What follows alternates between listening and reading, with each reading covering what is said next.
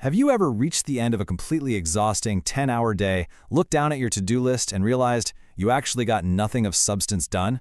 Your brain feels totally fried, but the needle hasn't moved an inch. Well, if you feel like your ability to just sit down and think has been completely hijacked by your devices, trust me, you are not alone. Today, we're going to objectively figure out exactly why modern professionals and students are so incredibly burnt out and how you can actually reclaim your focus using Cal Newport's brilliant concept of deep work. To understand the real culprit here, we first need to look at the science. And the numbers are shocking. According to researcher Gloria Mark, our average attention span on a single screen has plummeted to just 47 seconds. I mean, think about that, less than a minute. Imagine trying to write complex code or study for a demanding final exam when your brain is quite literally hardwired to seek out a new digital hit every single minute. But here is the truly terrifying metric. When you are interrupted, it takes an average of 23 minutes and 15 seconds for your brain to fully recover its focus. Let's just do the math on that for a second. If you check your phone or reply to a quick message every 10 minutes, you are mathematically guaranteeing that you will never reach a state of deep concentration. Ever. And this happens because of a phenomenon called attention residue. Sophie Leroy's research beautifully illustrates this. When you toggle from writing a vital essay to checking a quick email, you aren't actually multitasking. What you're really doing is leaving a thick, invisible residue of unfinished thoughts behind, and that literally drains the mental battery you desperately need for your current work. Because this kind of constant distraction is the new normal, Cal Newport argues that the ability to concentrate deeply is becoming increasingly rare, and therefore incredibly valuable in today's economy. Whether you're an entrepreneur building a startup, a writer crafting a manuscript, or a student mastering a tough subject, the few people left who can actually sit in a quiet room and focus, those are the people who are going to absolutely dominate. So, the absolutely crucial point here is understanding the difference. Deep work pushes your cognitive limits to create new value. Shallow work, on the other hand, like Slack pings, endless emails, and logistical stuff done while distracted, is easily replicable. Look, shallow work keeps you from getting fired, sure, but deep work is the only thing that gets you promoted, helps you learn faster, and actually creates career-defining output. Okay, let's dive right into the toolkit, starting with Principle 1, Work Deeply, which is all about building routines and rituals so you don't have to rely on sheer willpower. Because let's face it, willpower is a finite resource. You need a system. Now, there are 4 main scheduling philosophies up here, but for most professionals and students, the rhythmic approach absolutely works best. This means you block out the exact same time every single day, say 8 to 10 a.m.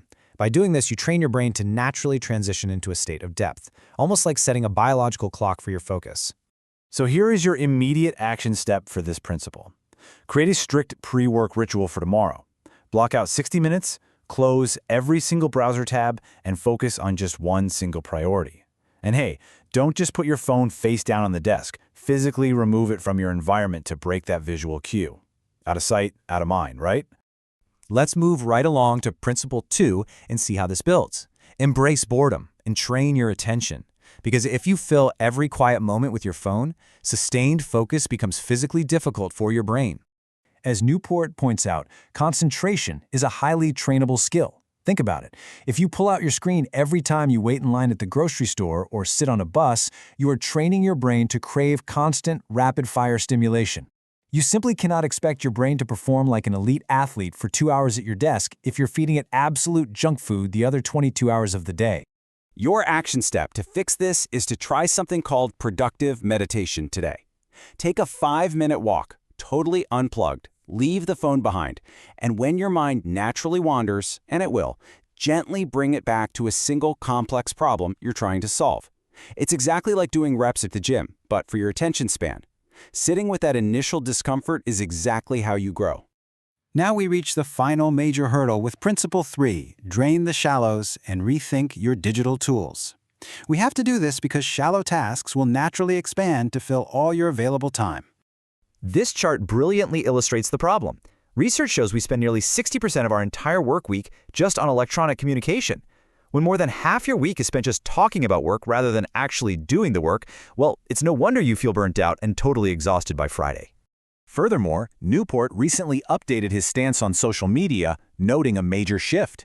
These platforms are no longer just about keeping up with friends. They have mutated into pure, highly addictive consumption algorithms. Swiping through endless, unpredictable videos artificially spikes our dopamine and completely numbs our ability to focus. We literally have to start treating them like digital junk food. So, your action step to drain the shallows is to run a strict cost-benefit analysis on your apps today. Delete what doesn't truly serve you. Then, start batching your emails into 2 or 3 dedicated windows rather than checking them continuously throughout the day. By grouping those shallow tasks together, you preserve massive blocks of unbroken time for the real heavy lifting. Now, it is important to impartially acknowledge reality here. Not everyone has total control over their schedule. We get that. This is exactly why designing your environment is a far more reliable strategy than relying on discipline alone. You shouldn't have to fight a white-knuckle battle of willpower every 20 minutes. Your surroundings should make deep work the path of least resistance. For instance, if you work in a chaotic open office or study in a loud dorm, you can still protect your focus. Use noise-canceling headphones, communicate clear availability boundaries, or literally retreat to a quiet isolation booth.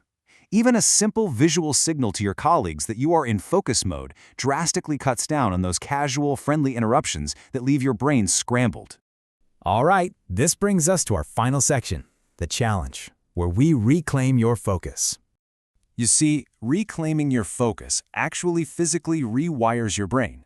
When you focus intensely, you build insulating layers around your neural pathways called myelin, making your complex thinking faster and highly efficient.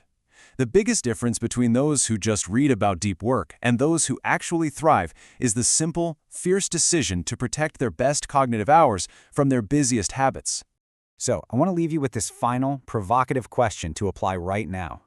Will you look at your calendar today and block out just 30 to 60 uninterrupted minutes for tomorrow to prove you can still think deeply? Treat it like a vital, non-negotiable appointment with your future self. Thank you so much for joining me for this explainer, and I challenge you, step out of the shallows tomorrow.